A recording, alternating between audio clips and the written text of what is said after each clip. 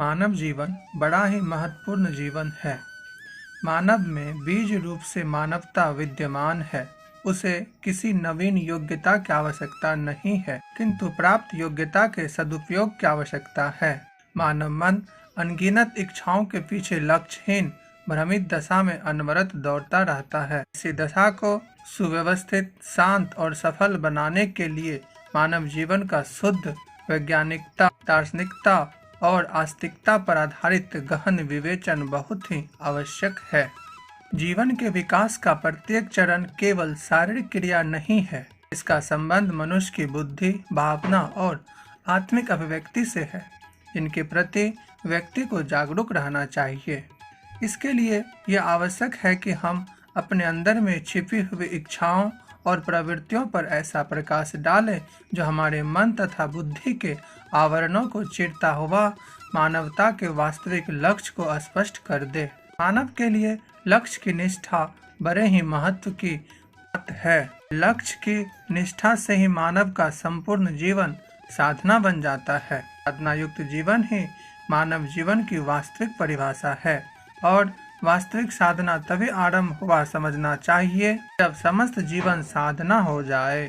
प्रत्येक परिस्थिति वास्तव में साधन सामग्री ही हो, चाहे वह अनुकूल से अनुकूल हो या प्रतिकूल से प्रतिकूल। अतः प्राप्त विवेक तथा बल के सदुपयोग द्वारा प्रत्येक परिस्थिति मानव को लक्ष्य तक पहुंचाने में समर्थ है।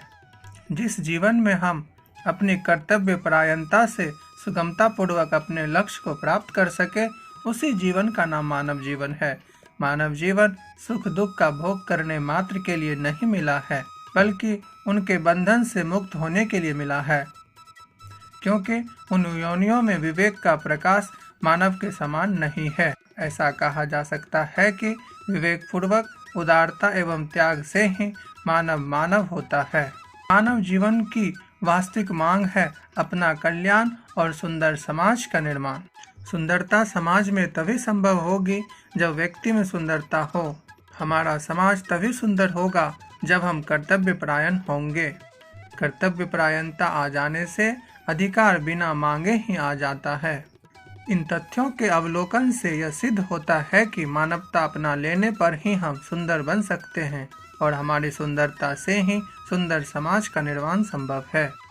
श्री रामचरितमानस अथवा वाल्मीकि कृत रामायण में कहा गया है कि जिस व्यक्ति के पिता धैर्य, माता माँ शांति, जिनकी पत्नी सत्य पुत्र, दया पुत्री, मन का संयम भाई, पृथ्वी जिनकी सैया, दिशाएं, वस्त्र और जिन्हें भोजन में ज्ञान का अमृत मिले, तो उन्हें किस बात का भय हो सकता है। यदि हमारा जन्म मनुष्य योनि में हुआ है तो मानवता हमारे साथ खुद ब खुद जुड़ जाती है। ईश्वर ने हमें सोचने समझने की शक्ति दी है, विवेक, ज्ञान और बुद्धि से सुशोभित किया है। इसलिए यदि हम सद्मार्ग पर चले सच्चे मानव कहला सकते हैं। वास्तव में विवेक युक्त जीवन ही मानवता है।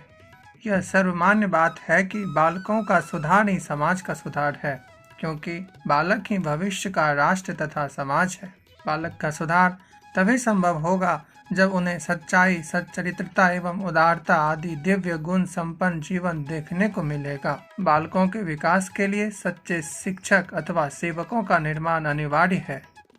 यह तभी संभव होगा जब हम अपनी प्राप्त योग्यता के अनुसार साधना करने में तत्पर हो जाएं, क्योंकि साधना युक्त जीवन ही मानव जीवन है और जीवन की प्राप्ति के लिए मिला है।